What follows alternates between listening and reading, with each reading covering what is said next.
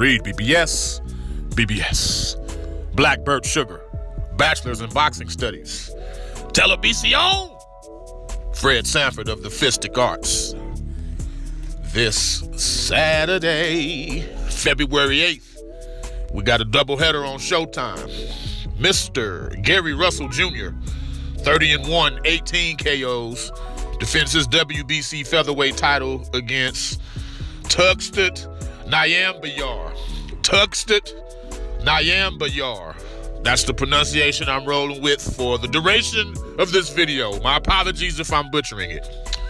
My man has a record of 11-0, 9 KOs.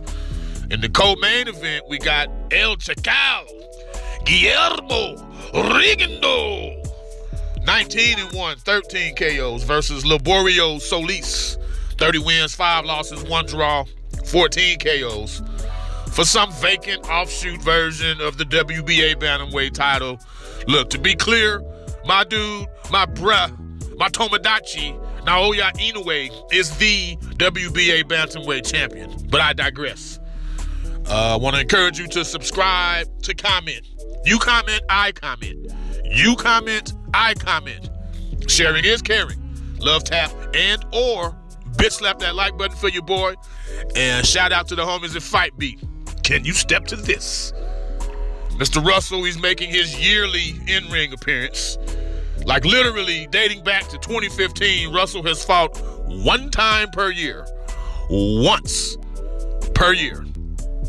Longest reigning featherweight champion. And with the exception of Lomachenko and Jojo Diaz, nobody has wanted that smoke. Nobody.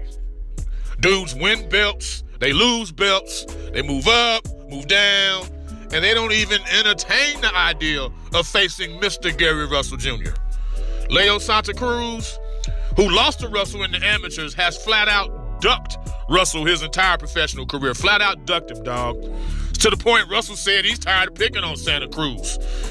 Russell even tried to get an all-DC Metro fight with Tank Davis. Tank Davis wasn't interested. He was willing to move up to 130. Tank wasn't interested. And real quick, speaking of my DMV people, my DC, Maryland, Virginia peeps, Baltimore, be more. I love accents and just the quirks in the way that people speak.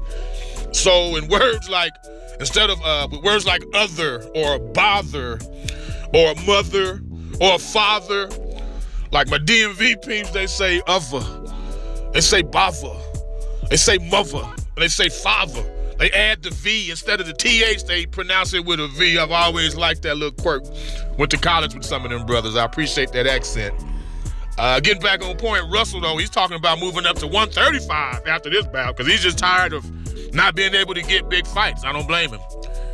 Showtime exec Steven Espinosa, he thinks this will be Russell's toughest fight since the loss to Lomachenko.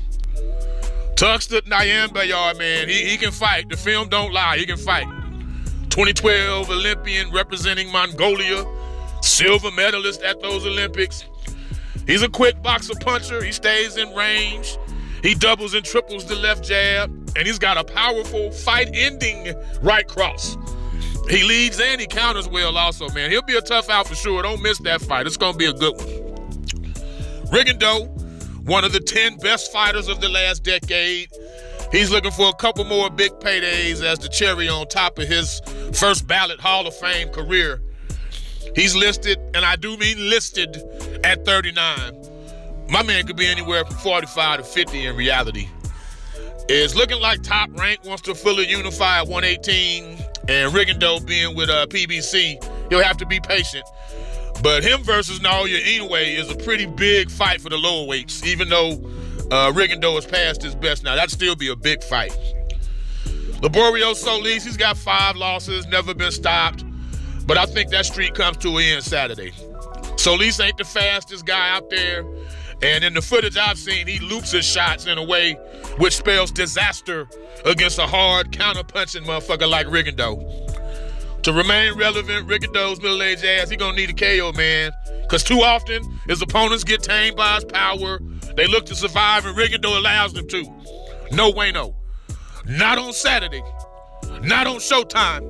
Not up in here. REED-BBS, REED-BBS, Black Belt Sugar, Bachelor's in Boxing Studies, Televisión, Fred Sanford of the Fistic Arts. When all is said and done, there's nothing left to say or do.